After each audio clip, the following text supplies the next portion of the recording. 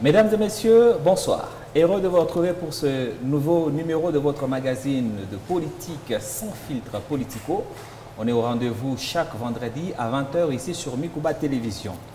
Entre un débat parlementaire télévisé sur la reddition des comptes qui lève le voile sur la mafia gouvernementalement organisée au grand désarroi des élus, la poursuite de la grève des enseignants qui accentue le risque d'une année blanche, enseignants qualifiés de manquer de patriotisme par la chef du gouvernement, Katumbi qui affirme qu'au Congo, le peuple vit en liberté provisoire, nous vivons en enfer selon Lamouka, prise de bec entre les magistrats et Constant Moutamba, ministre d'État, ministre de la Justice.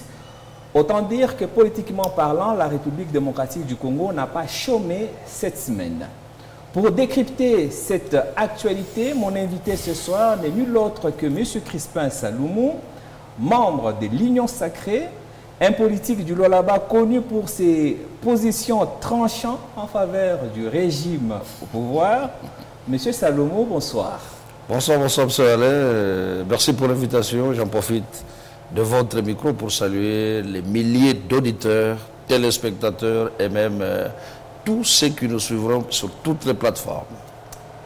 Monsieur Saloumou, cette première année du dernier mandat de M. Félix Tshisekedi, président de la République, n'était-elle pas censée être un long fleuve tranquille? Pas nécessairement, d'autant plus que nous sommes dans un pays qui connaît beaucoup de soubresauts sur le plan politique et même sur le plan de son évolution sociologique. Donc un État comme le nôtre ne peut pas être une mer calme, d'autant plus que les situations vont et viennent tous les jours et chaque semaine que nous passons en RDC, c'est une nouvelle actualité, c'est une nouvelle réalité, ce sont des choses qui viennent et qui arrivent. Donc ceux-là qui ont la mission de gérer ne peuvent jamais rester tranquilles dans ce pays et à tous les niveaux. Pourquoi avons-nous l'impression qu'à l'Union Sacrée, vous avez l'art de vous compliquer la tâche? Les choses semblent au départ simples, normales, mais vous faites tout pour rendre les choses plus compliquées, plus complexes. Qu'est-ce qui se passe? Pourquoi avons-nous cette impression? Mais cher Alain, quelles sont-elles ces choses que nous nous compliquons? Très bien, c'est très bien. On va commencer d'ailleurs. Allons-y. Cette semaine, on a assisté au niveau de Kinshasa à un communiqué du ministère de l'économie sur la baisse de prix de carburant. Ouais. On était tous heureux, en tout cas les Kinois ont applaudi. Mais résultat, on voit qu'il y a des longues files d'attente pour avoir le carburant. Le produit est devenu rare sur le marché. Et on a l'impression que l'État, le gouvernement, en prenant cette décision, n'a pas rempli les préalables.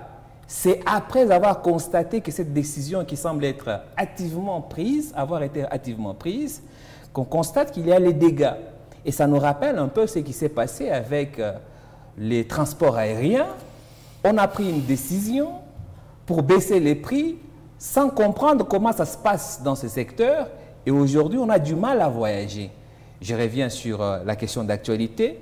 On a décidé de baisser les prix du carburant sans avoir rempli les préalables qui sont notamment payer les manques à gagner que l'on doit aux pétroliers. Monsieur Alain, vous savez qu'à un certain moment, c'est vous-même, journaliste, qui compliquez la donne, donc qui compliquez les choses. Je vais donner un cas. Nous sommes ici à Kolwezi, dans le Lualaba, avec vous.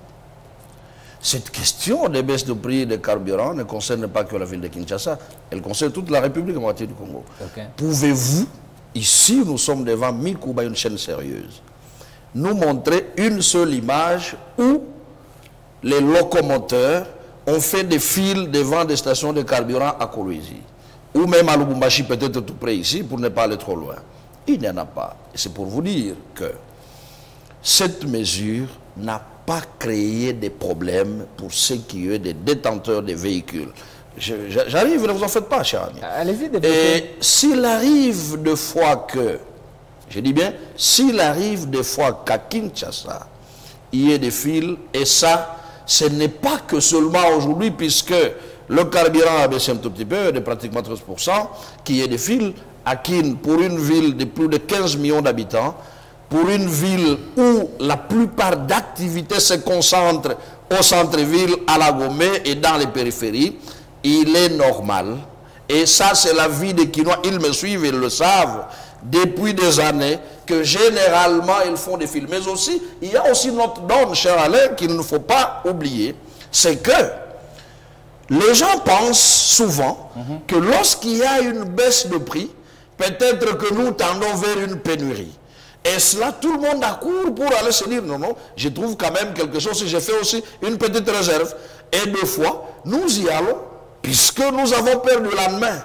Et deux fois, et je le dis, et ça, je le dis honnêtement, c'est puisque généralement, il y en a des fois de ces compatriotes qui n'ont pas confiance aux décisions que prennent les autorités. À un moment, on s'est dit, ah, peut-être que c'est juste pour 2-3 jours, et après nous allons revenir à la situation normale. Monsieur Salomon. Monsieur Alain. Je veux qu'on procède méthodiquement pour faciliter la compréhension de nos téléspectateurs. On y va sur des faits. OK. Premier fait, décision du gouvernement de baisser le prix du carburant. Deuxième fait, ça ce n'est pas une opinion, c'est un fait. Deuxième fait, on voit que le produit à Kinshasa, je parle de Kinshasa, je ne parle pas de Kolwezi ni de Lubumbashi. Pourquoi je ne parle pas de ces autres villes? Parce que, en fait, dans les faits, la baisse du prix a été décidée pour la zone ouest seulement. Donc même ici? Oui, je le confirme. En application, dans la zone est, la baisse de prix du carburant n'a pas été exécutée. Et pour des raisons qui ont été expliquées au ministre de l'économie par les pétroliers qu'il a reçus hier, jeudi, pour ceux qui nous regardent en direct. Revenons aux faits. Donc, on décide de baisser le prix. Le produit se fait rare sur le marché et le ministre de l'économie reçoit les pétroliers. Si ce n'était pas, il n'y avait pas de problème, pour quelle raison le ministre de l'économie a-t-il reçu les pétroliers pour leur promettre cette fois-ci de payer ce que l'État leur doit dès la semaine prochaine? C'est vrai. Je crois que les discussions entre les pétroliers ou les opérateurs du secteur pétrolier et le gouvernement central n'ont pas commencé aujourd'hui. Vous allez vous rappeler que plusieurs fois, lorsque le président Kamere aujourd'hui, le président de l'Assemblée nationale, était en commission de l'économie, plusieurs fois, il y a eu ce genre de discussions. C'est vrai que des crédits que la République doit aux opérateurs pétroliers, tout n'est pas encore liquidé jusqu'à ce jour. Et ça, je sais que les pétroliers me suivent et ils le savent, toutes les fois qu'ils sont en discussion avec le gouvernement, pour une certaine baisse ou pour certaines mesures qui aideraient la population, ils viennent toujours avec cette... bon, je ne veux pas parler de manie ici. Ils viennent avec cette manière de faire qui leur est propre. Je voudrais quand même être si élégant envers ses compatriotes, puisqu'ils nous aident également. Mais ils viennent avec cette condition-là. Non, mais vous savez, pour que nous puissions arriver à faire ceci, apurez d'abord ce que vous nous devez. Si vous voulez que nous fassions ceci, apurez d'abord ceci. Donc, et tout ça, puisque... Mettons-nous d'accord. Ils se disent, s'il vous plaît, tout ça, puisqu'ils se disent que ici, bien que n'étant pas perdants, ils disent c'est une opportunité, c'est une aubaine que nous trouvons. Comme le gouvernement vient vers nous, nous devons aussi en profiter pour récupérer aussi ce que nous doit, puisque ça traîne un peu. Et là, nous comprenons, ils sont des hommes d'affaires, ils ne voient qu'il y a des bénéfices, bien sûr, ce n'est que normal, mais aussi, le gouvernement n'a jamais dit qui ne va pas payer. Voilà qui explique ce genre de discussion, puisqu'à un certain moment, nous n'avons pas que ça comme priorité. Il y a beaucoup d'autres problèmes. À un moment, on s'est dit, eh voilà, prenez d'abord ceci, faites d'abord ce que vous devez faire, nous allons vous ajouter autre chose. Tout à l'heure, j'ai dit que vous avez l'art, en tout cas à l'Union Sacrée, de vous compliquer la vie. Voilà que vous nous affirmez que vous n'avez pas que ça à faire. Mais qui vous a demandé d'aller baisser les prix si vous aviez d'autres priorités? Mais là n'est pas la question. Je ne sais pas si vous avez suivi la réaction de l'ancienne candidate présidente de la République, qu'on voit en photo ici, Madame Bernadette Tokwaoulou. Elle dit « L'amateurisme du régime Tshisekedi est hautement préjudiciable. C'est le B.A.B.A. plutôt de l'économie que le dirigisme économique crée la pénurie. Le prix du carburant a été diminué. Résultat, il n'y a plus de carburant, sauf pour les abonnés et ceux qui ont les systèmes de cartes, donc les privilégiés de la République. Ça, c'est l'opposition qui réagit à vos décisions. A-t-elle tort d'affirmer cela? Sûrement qu'elle a tort. Comment ça? Sûrement, mais ça transpire de l'amateurisme dans cette décision. Très bien. Nous, Alain, je voudrais ici que nous parlions des faits vrais, nous parlions des mesures républicaines, nous parlions République. Ici, je ne voudrais pas m'attendre, puisqu'à un moment, j'ai vu que vous avez esquivé lorsque j'ai parlé de la zone sud. Je laisse la zone sud, je rentre à la zone ouest. La zone ouest n'est pas que Kinshasa. Ok. Puisqu'apparemment, il faut prendre l'avis de tous les compatriotes vivant dans la zone ouest en la limitant qu'à Kinshasa. Je crois que c'est absurde. Et c'est ça même la vision de Mme Tokwa Olobo. Je comprends. Quelqu'un qui a une vision aussi simpliste et qui croit peut-être que la République se limite à Kinshasa. Okay. Puisque, et je le dis ici, l'un des éléments qui font que Kinshasa, il y a toujours eu des fils. Mais les Kinois me regardent et ils me suivent, ils savent que ce que je dis est vrai. Généralement, à Kinshasa, mon frère Alain, il y a toujours eu des fils devant les stations de carburant. Il n'y a pas de pénurie, puisque, s'il vous plaît, non, mais non, c'est faux. C'est faux. Mais la zone ouest, y a-t-il pénurie de carburant à Matadi? Donc, si on peut comprendre, mettons. Et apparemment, la vie des Congolais se limite aux Kinois. Hein? Peut-être c'est comme ça qu'il faut concevoir les choses. Puisque lorsqu'on dit, vous, Union sacrée, vous compliquez les choses, puisque quand vous prenez les mesures, et Madame Tokwaoulou limite la vie ou les mesures de tout un gouvernement à la seule vie de Kinshasa. Mais non, mais ça, c'est quelle vision simpliste des choses. Quand le pouvoir public prend n'importe quelle décision et que n'importe quel coin de la République subit ou vit mal cette décision. Mais Kinshasa ne subit pas. Non, mais laissez-moi laissez-moi poser ma question. Quand le pouvoir public prend une décision et qu'un coin de la République vit mal cette décision, il est de la responsabilité du pouvoir, de ce pouvoir, de revoir cette décision. Mais là n'est même pas la question. Mon souci et ma question, l'objet de ces débats, c'est ça donne l'impression qu'on est en train d'essayer et voir ce que ça donne. Je vous ai donné l'exemple ici, dans le secteur de l'aviation civile. On a pris une décision sans écouter ceux qui pratiquent la chose. Aujourd'hui, résultat, en RDC, pour voyager, vous ne pouvez pas avoir un programme fixe, la compagnie nationale, à terre. Pourquoi? Parce qu'ils n'ont plus les moyens de faire le transport aérien. Aujourd'hui, un privé ne peut plus investir dans l'aviation en RDC. C'est la même chose que vous êtes en train de faire. On parlera de l'enseignement tout à l'heure. Mais on voit maintenant que dans les secteurs pétroliers, vous commencez à faire la même chose. Et les gens ont raison de constater que par amateurisme, je m'excuse encore du terme, mais j'emprunte ça de votre opposante, par amateurisme, vous prenez des décisions, encore une fois, entre guillemets, irréfléchies. Et vous voyez les conséquences, vous commencez à nier. Kinshasa, ça bon n'est pas être toute la République, mais Kinshasa, c'est la capitale. Si on a du mal à avoir du carburant à Kinshasa, que dirons-nous des gens qui sont en Bujimaï? Merci bien. Monsieur Alain, heureusement que vous avez dit, vous avez comme l'impression que cette mesure aurait créé une pénurie. Non, mais je a créé. Mais non, mais j'ai suivi le ministre moi-même de l'économie. Il a dit qu'il n'y a pas pénurie de carburant. S'il vous plaît, monsieur Alain.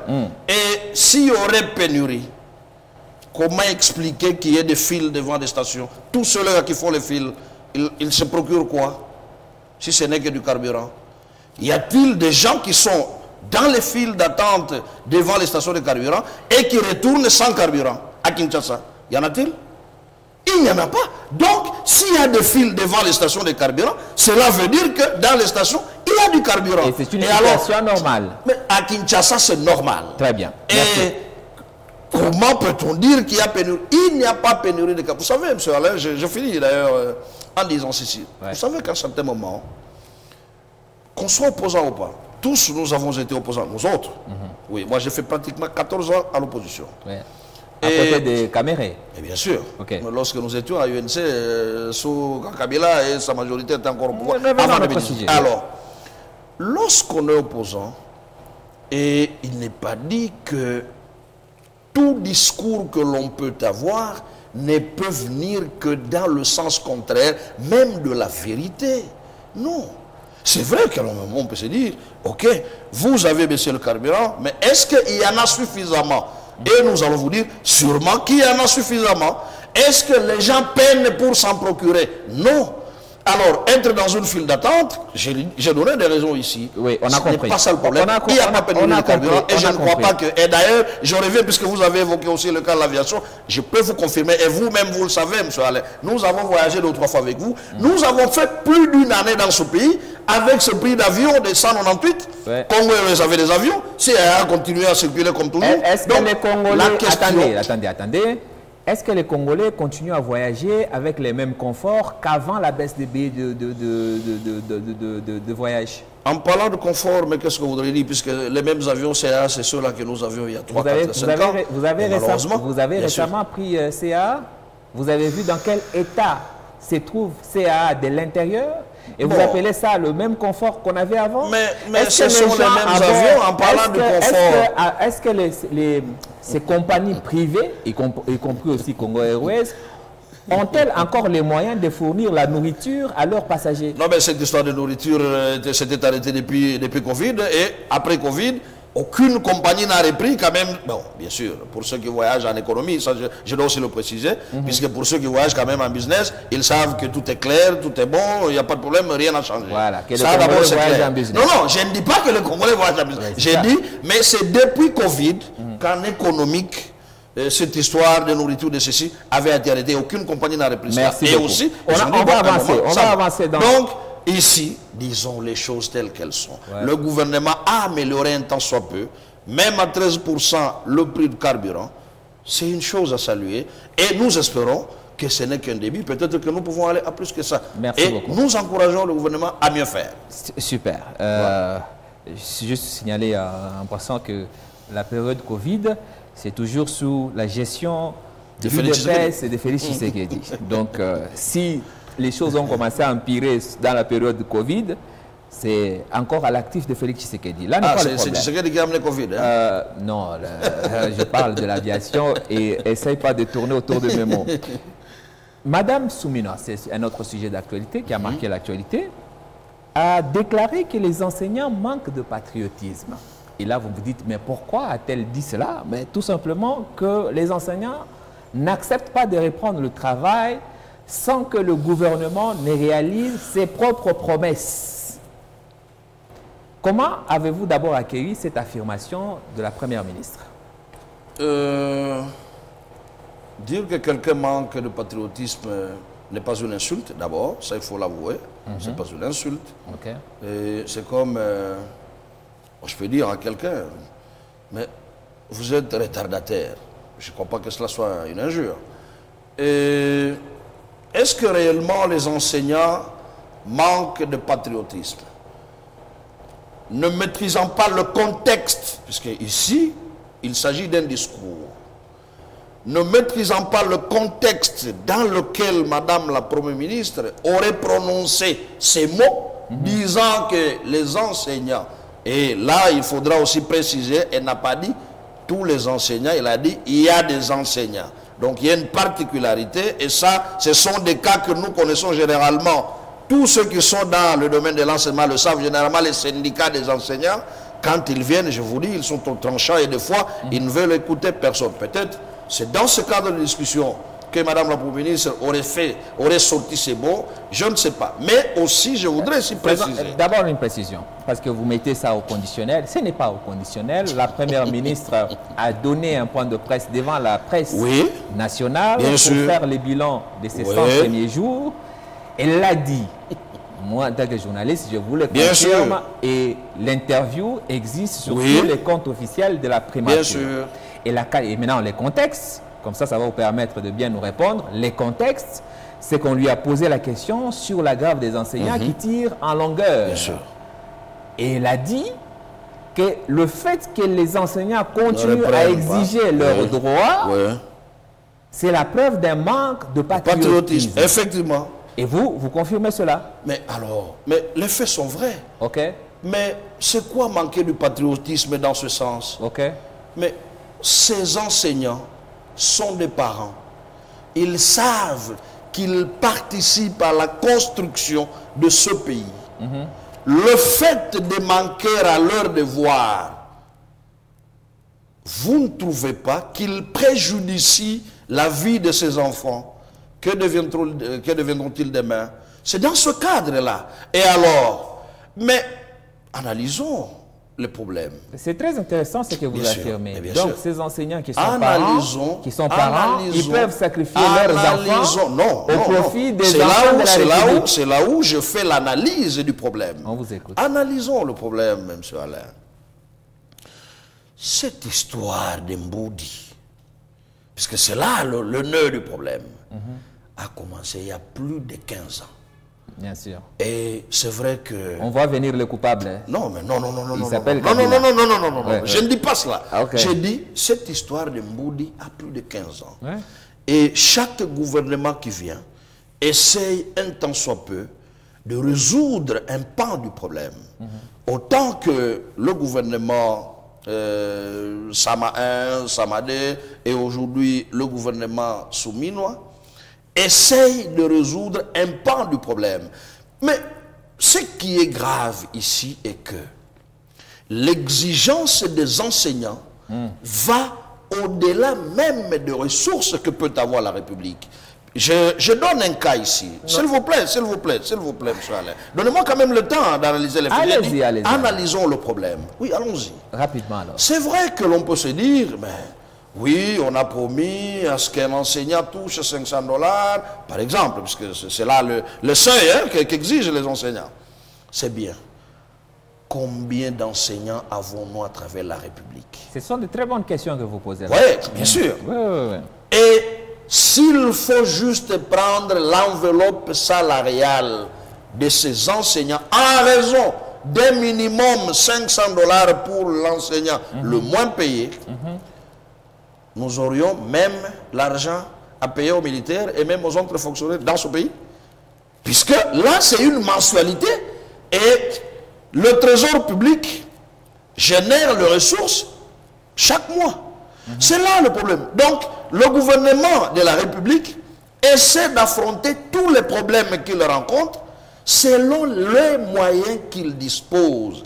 Voilà pourquoi, chaque mois, il y a toujours des discussions avec presque tous les secteurs des fonctionnaires. Il n'y a pas que les enseignants. Mais je vais donner un exemple.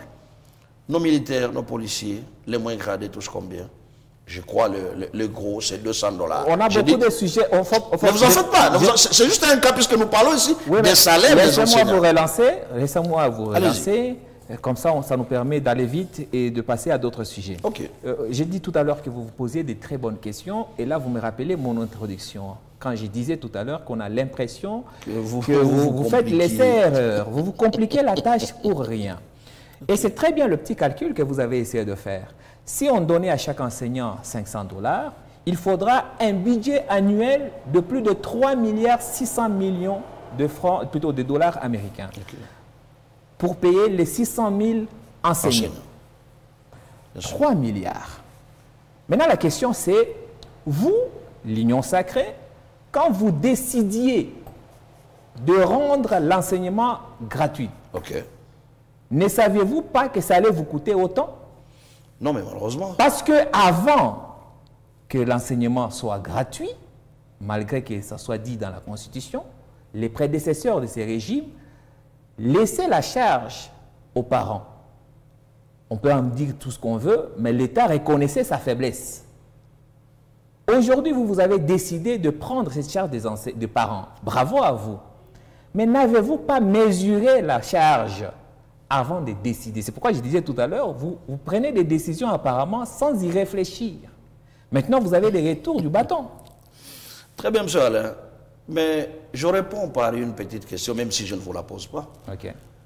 Ces enseignants qui sont grévistes, ce sont seulement ou uniquement ceux de l'enseignement de base?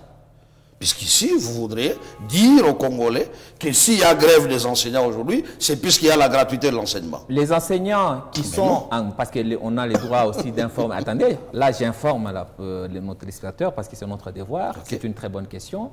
Les enseignants du secondaire dans les écoles publiques ont fait la grève par solidarité. Et ils l'ont dit, c'est clair d'ailleurs. Ils ont fait la grève par solidarité avec leurs collègues des écoles primaires. C'est pas possible. Ok, ça va. Bon, moi, je ne veux pas rentrer dans ce genre d'acrobatie, de fois journalistique. Moi, je reste analyste politique. Ma question est intéressante. Il n'y a pas de problème, bien sûr, je comprends. N'avez-vous pas mesuré la charge de la gratuité de l'enseignement avant de décréter cette gratuité sur l'étendue du territoire national? Monsieur Alain, nous sommes dans cette ville avec vous il y a des années et je regarde bien les Lualabé et les Colossiens qui me suivent et même tous les Congolais à travers le monde. Chaque année, depuis plus de 20 ans dans ce pays, il y a toujours eu des problèmes pour la reprise. Je dis bien, chaque année. Ok. Donc, le problème des grèves, n'est pas lié à la de la reprise difficile des années scolaires, n'ont pas commencé avec Félix Tshisekedi. Et je le dis, si c'est pourquoi j'ai évoqué, je suis parti de l'origine du problème avec l'accord. Malheureusement, on n'a pas le temps. Bien sûr, bien sûr. Donc, c'est pour vous dire que ce n'est ni l'application de la gratuité de l'enseignement qui est à la base de la grève des enseignants, et moins encore le gouvernement souminois aujourd'hui qui est à l'origine du problème. Mais selon vous, vous répondez en une phrase parce qu'on doit passer à autre chose. Okay. On a d'autres sujets plus vastes. Selon vous, la gratuité de l'enseignement est une réussite ou un échec? Ça fait presque 5 ans qu'on l'applique. Est-ce une réussite et un échec? Je pense que ceux qui seraient mieux placés pour répondre à cette question seraient les enseignants eux-mêmes qui en sont bénéficiaires. Et moi, comme parent, ici, puisque d'un côté les enseignants... Les enseignants ne sont pas bénéficiaires de la gratuité, ce sont les parents et les élèves. Puisque avant, c'est nous parents qui payons, ceux qui bénéficient des... Les enseignants sont perdants dans l'histoire. Non, puisque au moins, s'ils étaient perdants, ils n'enseigneraient plus jusqu'aujourd'hui. Mais tant qu'ils continuent, ne vous en faites pas, ils vont enseigner. Mais l'année passée venait de s'achever. Je n'ai pas vu, moi, un enseignant qui a des systèmes qui est parti. Échec ou réussite? En une phrase, s'il vous plaît, en une phrase. C'est un échec ou une réussite? Je l'ai dit sincèrement. Ouais. C'est une réussite puisque c'est une avancée. Très bien. Selon la note circulaire du ministère de l'Éducation nationale de 2017, de novembre 2007 plutôt, chaque salle de classe ne peut contenir plus de 50 élèves. En tout cas, le maximum, c'est entre 30 et 50 élèves. Et bien sûr, il y a toutes les mesures qu'il faut prendre en fonction de la dimension de chaque salle de classe. Ce qui est sûr, au regard de la loi, chaque enseignant ne peut avoir au-delà de 50 élèves à gérer. Je vais vous demander de regarder ces images qui, grâce à la gratuité de Tshisekedi, là, c'est un enseignant qui a publié cette séquence. Il dirige 388 élèves. On veut bien être d'accord que grâce à la gratuité, tous les enfants ont accès à l'enseignement, à l'éducation. Mais là, quelle sorte d'éducation voulez-vous que ces enfants tirent dans de telles conditions? 388 au lieu de 50. Très bien, monsieur Alain. Vous qui dites que l'enseignement, la gratuité de l'enseignement est une réussite. Je réponds. Okay. Mais qu'est-ce qui rassure que cette déclaration-là soit vraie? Puisque, voudriez-vous bien nous donner la localisation de cette école pour que quelqu'un, ou que moi-même ici, puissions aller vérifier cela? Nous sommes ici, dans cette ville, puisque la gratuité ne concerne pas encore la République, c'est surtout l'étendue de la République. Vous êtes journaliste avéré. Ici, dans cette province, dans cette ville, avez-vous déjà vu une salle de classe où il y a 100 élèves? Même dans cette ville, je dis bien. Monsieur Salomon, et alors, vous pouvez seulement vous imaginer moi-même, en tant que parent, je vous écoute. Bien sûr. Et ce que vous dites n'est pas vrai. C'est vrai. Oui. Vous connaissez une salle de classe où il y a 100 élèves? Plus de 100, ici, dans cette ville. Dans cette ville, je serais alors très heureux que vous m'accompagniez peut-être demain pour que je puisse aussi le voir. Oui, on filme. Il n'y a pas de problème. Ne vous en faites pas, ne vous en faites pas. On peut même faire l'émission là-bas. On va alors, bien sûr, je finis. Oui. Et vous pouvez, vous, faire foi en une vidéo que quelqu'un peut poster sur les réseaux. Et il vous dit, moi j'ai tout à 160. Mais qu'est-ce qui empêcherait que ce monsieur, peut-être par souci de buzz, a réuni tous les enfants du cycle peut-être primaire, les mettant dans une salle de classe, et il fait sa vidéo avec son téléphone juste pour le brandir. Mais cherchons la localisation de cette école et allons vérifier les faits. C'est parce qu'on n'a pas le temps, sinon la localisation est dite dans la séquence. Et s'il ne cherchait que le buzz. Votre ligne de défense est assez intéressante, surtout que lui-même, l'enseignant, ne cache pas son visage. Il a un visage découvert. Mais oui, mais je serais très heureux d'aller peut-être le voir. On va vous donner tous les éléments. Vous irez vérifier vous-même. Je le ferai volontiers. Parlons justice à présent, M. Crispin Salomon, avec le ministre Constant Moutamba. On a assisté à une scène assez irréaliste cette semaine. À l'occasion de la rentrée judiciaire à la Cour de cassation, en présence du chef de l'État, les magistrats ont accusé Constant Moutamba d'avoir un discours populiste. Et M. Moutamba, qui était dans la salle aussi, juste après, n'a pas manqué de leur retourner le complément. Entre Constant Moutamba et les magistrats, qui dit vrai? D'abord, je commence par saluer le courage et la bravoure du ministre Constant Moutamba. Et je n'ai jamais cessé de le dire, cette République, si nous voulons changer, nous devons faire une révolution rupture. Il faut avoir l'esprit de Constant Moutamba. Mon frère Alain, tous les Congolais qui nous suivent en ce moment savent que si ce pays est dans cet état, la justice y est pour beaucoup. Tout le monde le sait. Et pour preuve, partout là où le ministre Constant Moutamba est passé, dans les prisons, vous avez suivi les discours de ses compatriotes qui s'y trouveraient. Et nous connaissons bien les choses. Et d'ailleurs, je peux donner juste un seul cas. Ici, le ministre Constant Moutamba qui remet l'opérationnalisation du paiement de toute amende dans la trésorerie publique. Alors que tous nous savons, lorsque vous étiez devant un magistrat du parquet et que vous devriez payer une amende, c'est auprès du magistrat qu'on le donnait. Et donc, je donne un cas. Et vous pensez que... Tirez pas à longueur parce qu'on... Bien sûr, j'y vais. Ouais. Vous pensez que les magistrats qui étaient habitués à cette pratique seraient contents qu'un ministre vienne leur reprendre du beefsteak? Non. Le problème, c'est que c'est lui qui dit vrai, c'est lui qui a raison dans ce que vous appelez, entre autres, une petite guéguerre, c'est le ministre. Le ministre a totalement raison. On a noté. Et nous le soutenons dans cette lutte. Très bien. La Constitution, et ça les magistrats l'ont rappelé au président de la République, magistrat suprême, que la Constitution garantit la présomption d'innocence. Très bien. Quand le ministre Moutamba jette en pâture tout un corps, sans distinction, les magistrats sont, et vous-même vous venez de dire que si la justice est dans l'état où elle est, c'est à cause d'eux. Mais vous pensez vraiment que tous les magistrats sont des corrompus? Non, non malheureusement. Et alors, quand le ministre de la Justice crie à qui veut l'entendre que toute personne qu'ils appellent magistrat est à l'origine du problème dans ce pays, vous voulez que les magistrats se sentent comment? Non, malheureusement. Non, malheureusement.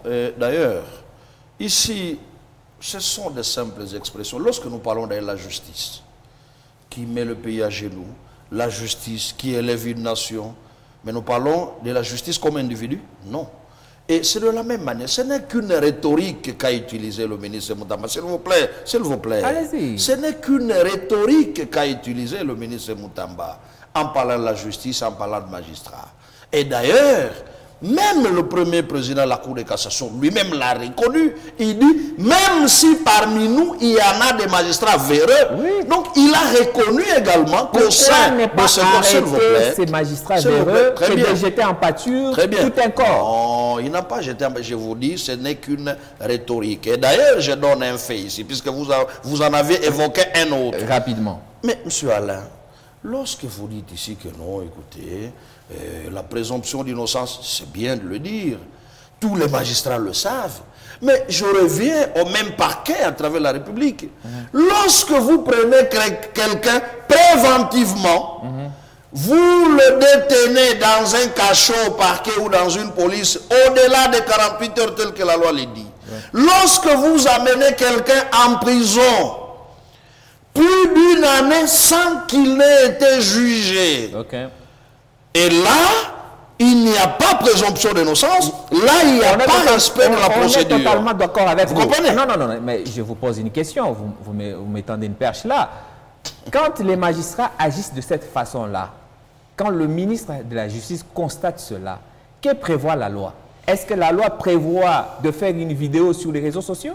Non, mais est-ce que c'est le ministre qui fait une vidéo sur les réseaux Ben sociaux? oui, Non, on l'a à la rentrée judiciaire indexé, il est sorti dehors, il a fait une vidéo qu'il a publiée sur les réseaux sociaux. Écoutez, vous savez, et ça tout le monde le sait, on ne va le faire que quand il échoue. Les réseaux sociaux. Et non, moi je n'aime pas moi des réseaux sociaux. Oui. J'ai dit, monsieur le ministre Constant Moutamba est dans une guerre, il est dans un combat du redressement de la justice.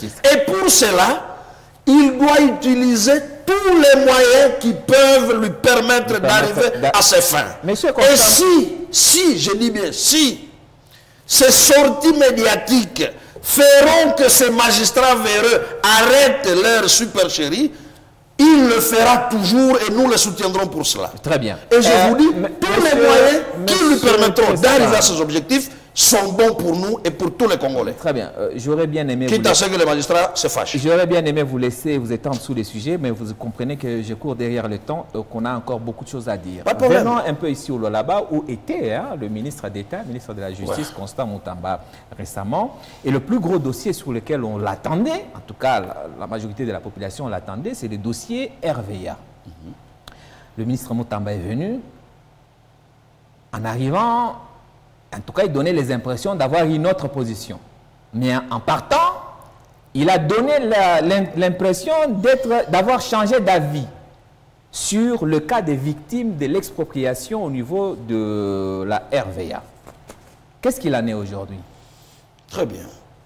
Mais vous savez, avec l'estime que je vous dois, cher Alain, en arrivant, il avait l'impression, ou la population avait l'impression qu'il avait un avis. Oui. Un avis qu'il a donné à Lubumbashi, et je peux vous le donner cet avis. N'empêche, j'avais suivi aussi. Oui, voilà. Très bien. Et en partant, ses propos ont changé. Non, mais les propos n'ont jamais changé. J'ai suivi le ministre. J'ai suivi le ministre. Que ce soit dans son discours à Lubumbashi, qu'ici à Kolwezi. Ok. Rien n'a changé du tout. Le ministre a dit les choses telles qu'elles sont. Et heureusement que vous-même avez utilisé le mot qu'il faut. Le mot juridique, l'expropriation. Est-il question de l'expropriation de la concession RVA? Est-il question d'une violation par des tierces de la concession RVA? Est-il question d'une occupation illégale de la concession RVA? Je crois qu'à toutes ces questions, il n'y a que la justice qui tranchera. Très bien. Ça d'abord, c'est l'évidence. Exactement. Et c'est vrai, comme toute population, lorsqu'elle se sent un peu en difficulté, elle ne peut que recourir vers une autorité qui peut le soulager un tout petit peu. C'est comme ça que j'aurais appris, puisque même le discours là de Lubumbashi, il se pourrait, je ne confirme puisque je n'avais pas été là, je ne connais rien du tout, il se pourrait qu'il y ait eu des compatriotes qui se soient rendus à Lubumbashi, pensant peut-être que le ministre n'allait pas venir ici. Il y avait des compatriotes, à Lubumbashi. Voilà. Et qui sont allés, qui lui ont raconté les faits. Ok. Bon, on lui a raconté, il a entendu et il a donné sa position sur base de ce qu'il a entendu. Ouais. Il est arrivé sur place. Ouais. Il a réuni toutes les parties. Il a fait même une descente sur le terrain. Et là, devant les faits, il a donné la position, la vraie, puisque confronté aux faits. C'est quoi la position, la vraie? Bon, ce que tous nous avions suivi, il a dit, oui. il a dit, mais non, il a dit, chacun doit rentrer dans ses droits. Ok. C'est-à-dire, la population... La reste en population. place ou elle part? Non, non, mais alors, est-ce que rester en place ou partir, c'est ça, rentrer dans ses droits? Tout celui qui a ses droits, s'il vous plaît, doit les recouvrer. Que ce soit la population, elle restera dans ses droits. La RVA, dans ses droits. Le gouvernement dans ses droits. Très bien. Vous avez dit, affirmé ici que dans ce dossier, seule la justice devrait avoir le dernier mot. Devra, puisque la justice va s'y pencher. Alors, pour quelles raisons les autorités provinciales ont-elles décidé de donner un ultimatum aux habitants sous peine de démolir leurs habitations? Mais nous sommes là à 72 heures aujourd'hui. Oui, c'est parce qu'il y a eu pression. Est-ce que c'est une décision de justice qui a déguerpi ou qui a autorisé le déguerpissement de cette population? Je ne crois pas que... moi, je n'ai pas vu, une population qui a été déguerpie jusqu'à aujourd'hui. Ils n'ont pas été déguerpis parce qu'ils ont manifesté. Alors, bon, moi, je ne vais pas rentrer dans ce débat, puisque moi, je me limite aux faits tels qu'ils se présentent aujourd'hui. J'ai entendu, j'ai suivi des vidéos aussi, puisque vous aimez bien en parler. Moi-même aussi, j'ai suivi dans les vidéos. Oui, ultimatum, ceci, cela, et après, bon... Personne n'a été déguerpi, aucune décision n'a été... Et d'ailleurs, le ministre lui-même l'a dit. Aucune décision ne peut être exécutée si ce n'est celle de la justice. Et je l'ai dit ici. Donc, dans ce dossier-là, même moi, je dois dire tout ce que je dirais à mes frères, à mes soeurs, à mes compatriotes, c'est d'abord de nous apaiser. Pour l'instant, on va attendre la justice, c'est ce que vous essayez de nous dire. On comprend et c'est une bonne chose si on va attendre la justice. Comme ça, chacun justifia de ce qu'il prétend auprès de la justice. Effectivement. Mais on espère aussi, parce que c'est là où il y a tout le problème, c'est que tous les grands Bwana qui occupent le même espace, voire même qui empiètent officiellement dans l'espace de la RVA, qu'eux aussi seront traités de la même manière par la justice. Bien sûr. Et on sera regardant. Nous avons confiance à Gustavo Mutamba. Autre dossier d'actualité qui a fait la une cette semaine, c'est cette sortie médiatique de M. Moïse Katumbi. Alors comme ça, en RDC, le peuple vivrait en liberté provisoire. Et nos amis de la Mouka d'ajouter, on vit en fait en enfer. Quel est votre avis sur ces positions de vos opposants? Ça me fait tellement rire, cette politicaille de nos amis qui s'appellent opposants. Je vous dis la vérité. Vous savez, M. Alain, mais le peuple congolais n'est pas aussi naïf, je ne voudrais pas utiliser les mots bêtes, qu'on puisse le croire, ou que le croiraient les opposants, M. Alain. Monsieur Soriano Katumbi, qui nous a gérés ici, dans le Katanga, 8 ans durant. Qu'est-ce qui a changé?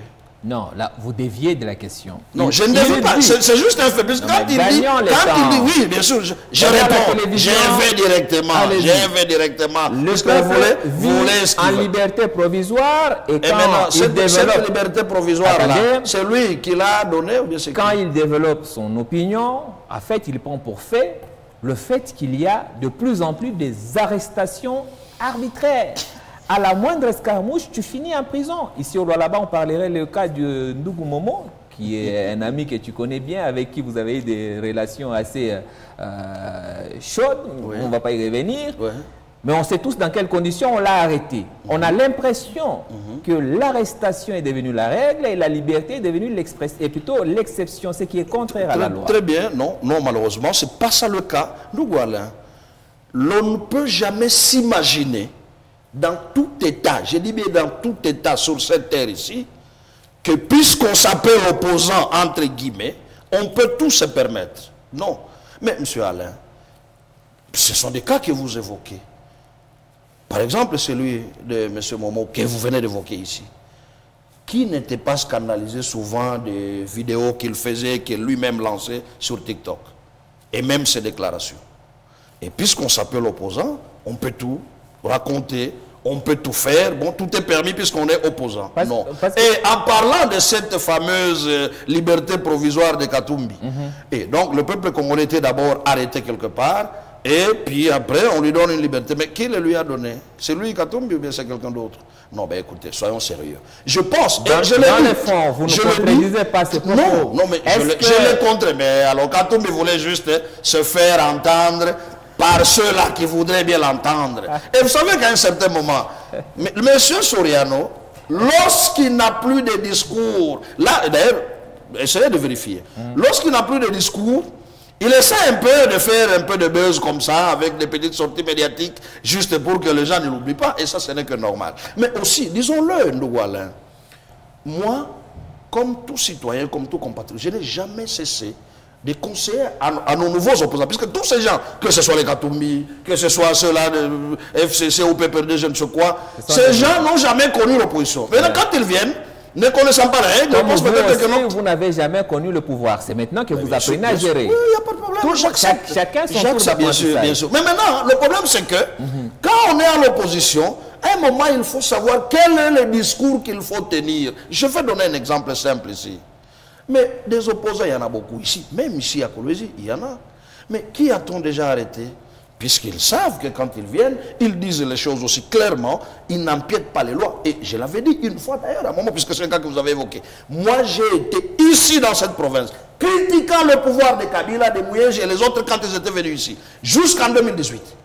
Pas une seule fois je n'ai été interpellé. Merci de reconnaître le mérite de Kabila. Bien sûr. S'il vous plaît. Non, non, ce n'est pas le mérite de Kabila. C'est simplement puisque pas une seule fois je n'avais empiété la loi. Pas une seule fois je n'avais marché sous le droit des autres.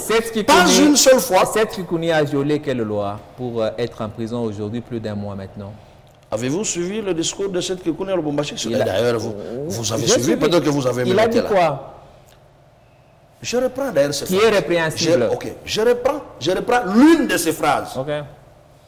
Un jour, mutu mwana talamuka puisqu'il le disait mu Kiswahili kubanduku wa Lubumbashi. Mutu mwana anaweza kulamuka hapa na bambia batoto bakatanga ke uko yana kwenu be bala bana banduku yenu. Mais revenons dans le dictionnaire. C'est quoi l'incitation à la haine tribale? Je crois qu'il y a plusieurs définitions et chacun peut définir cette expression à sa manière. Mais malheureusement, s'il vous plaît, heureusement que le code pénal congolais lui-même définit cela. Et il ne revient qu'au magistrat, qu'il soit debout ou assis, de préciser qu'ici, il s'agit d'une infraction. Et c'est le cas avec nous, Kikouni, d'ailleurs, mon frère, mon jeune frère. Vous comprenez? Et sûrement que je ne serai pas à l'aise. De l'incitation à la haine en parlant. J'ai dit, c'est pour ça que la justice l'aurait interpellé. Très bien. Pourvu que l'on puisse vérifier les faits, bien sûr. Parce que je constate, mettons-nous d'accord, qu'apparemment vous n'avez même pas suivi le fameux discours auquel vous faites référence. Parce qu'officiellement, c'est peut-être parce que cette Kikouni aurait parlé du peuple katangé, ce qui serait contraire à la Constitution. Et là, non, malheureusement. Il n'a pas parlé du peuple katangé. Non, il a parlé du peuple katangé, justement. Non, il a parlé des katangés. Le peuple katangé est un peuple fort. Mais là, non, mais c'est pas pour ça. Là n'est pas la question. Voilà, donc ici, et d'ailleurs, il joue de la présomption d'innocence parce qu'il n'est pas encore condamné. Donc, oui, mais pourquoi on ne remet pas en liberté provisoire, il ne va pas fuir le pays? Non, mais bon, ça c'est pas vraiment, cela ne dépend pas de nous. Ça, disons-le quand même, la procédure judiciaire dépend du magistrat qui instruit. Une petite question de curiosité. Parce qu'à un moment, nous risquons de devenir tous des magistrats. On parlait tout à l'heure de Moutamba et de ce qu'il fait. Pourquoi on a comme l'impression qu'il accorde des libertés à tous les Koulouna, à tous les bandits, sauf les opposants politiques? Non, mais est-ce que le ministre Moutamba connaît les Koulouna? Il le connaît? Oui, mais pourquoi est-ce que dans la vague des milliers de libérations qu'il accorde, il n'y a aucun politicien? Vous pouvez me citer un politicien qui a déjà été condamné, à part M. Kabound? Ouais, heureusement que vous le citez lui-même. Oui, et si je le cite, bien sûr, je le cite, a-t-il rempli les conditions requises pour avoir une remise conditionnelle? Très bien, très bien. Cela revient bien sûr on comprend. au magistrat. Curieusement, tous les opposants ne remplissent pas les conditions. Non, je n'ai pas dit ici que tout... Sauf le Koulouna et remplissent curieusement toutes les conditions. Il ne faut pas faire ce genre d'affirmation si grave. Mais à Lubumbashi, ici, on a libéré les prisonniers. Sont-ils aussi des Koulouna? Quel politicien a été libéré par Constant Mokama? Quel est ce politicien qui purge sa peine, qui a déjà été condamné? Jean-Marc Kabound à Kabound. Mais a-t-il rempli les conditions requises pour bénéficier d'une remise conditionnelle? Mais alors là, que lui n'a pas rempli. Non, mais là, il faut maintenant aller lire chaque dossier. On finit avec le dernier dossier, qui est aussi un dossier brûlant. Cette semaine, je crois il y a 48 heures maintenant, la discussion, le débat au Parlement sur la loi de reddition des comptes. Un débat intéressant entre parlementaires, mais qui a révélé quand même une chose qui a fait la honte de la République, en tout cas de la gestion que vous faites de la nation aujourd'hui. Monsieur Saloumou, je suppose que vous avez suivi ce débat. Bien sûr. Êtes-vous fier des révélations qu'on a découvertes, la manière que vous avez géré la République durant l'année budgétaire de 2023? D'abord, je dois dire honnêtement que j'ai salué le courage pour une première dans ce pays que des députés de la majorité disent les choses aussi clairement comme ils l'ont fait, pour une première. Et ça d'abord, c'est quelque chose qu'il faut encourager. Deuxièmement, c'est pour une première qu'un gouvernement qui a été mis en place par la même majorité soit cloué au pilori comme les députés l'ont fait. C'est vrai. Mais maintenant, ils l'ont dit. Et ça, honnêtement, j'en suis fier. Pourquoi? Puisque les députés, comme représentants du peuple souverain, ne pouvaient que dire les choses telles qu'elles sont.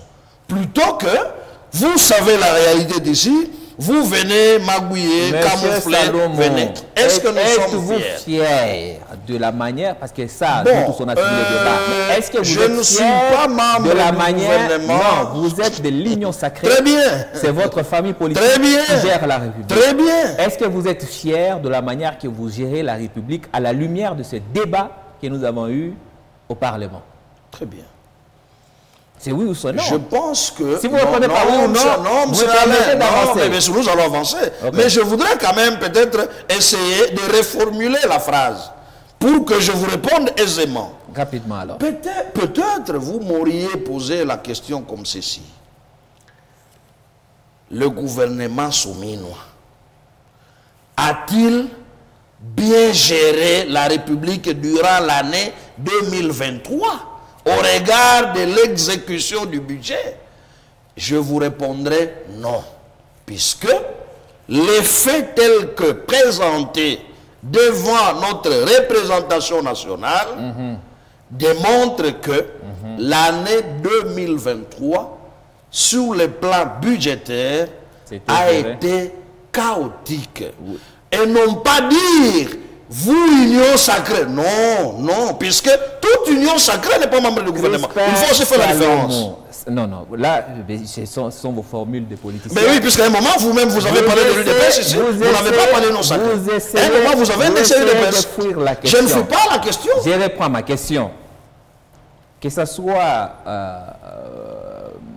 l'autre Samalou Kondé ou Souminois, et tous ont géré sous l'union sacrée. Le gouvernement ne s'appelle pas gouvernement de l'union sacrée. Bon, ils ont tous géré sous Félix Tshisekedi, autorité morale de l'union sacrée.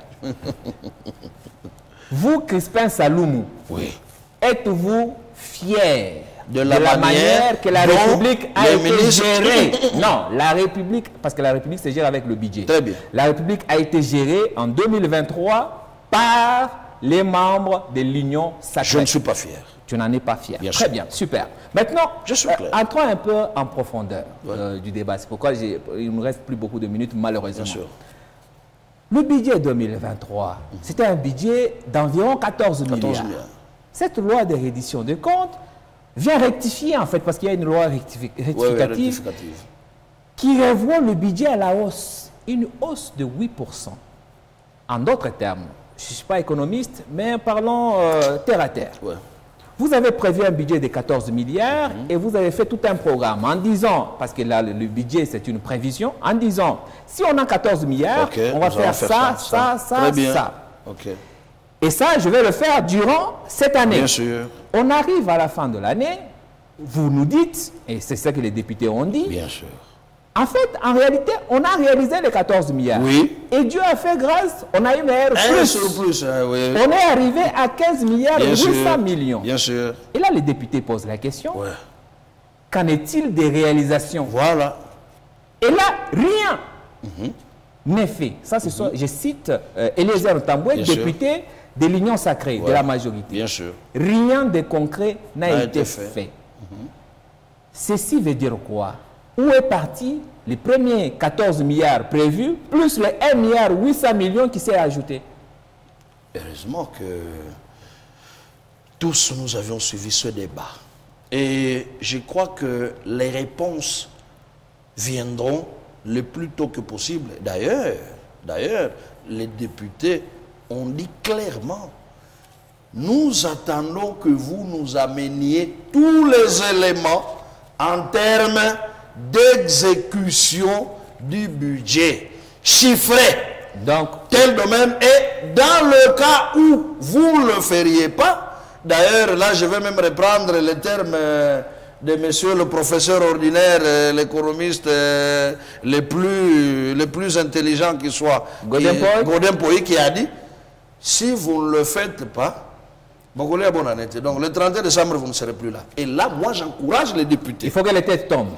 Non, pas que les têtes tombent. Même s'il faut faire partie de tout le gouvernement, il faut que le gouvernement pourrait partir. Donc, il faut que le gouvernement souminois amène l'exécution du budget chiffré selon les réalisations. Le peuple dans le cas contraire, bien sûr, tous nous attendons qu'il y ait des sanctions. Une censure ou des défiances, nous sommes d'accord. On a fini.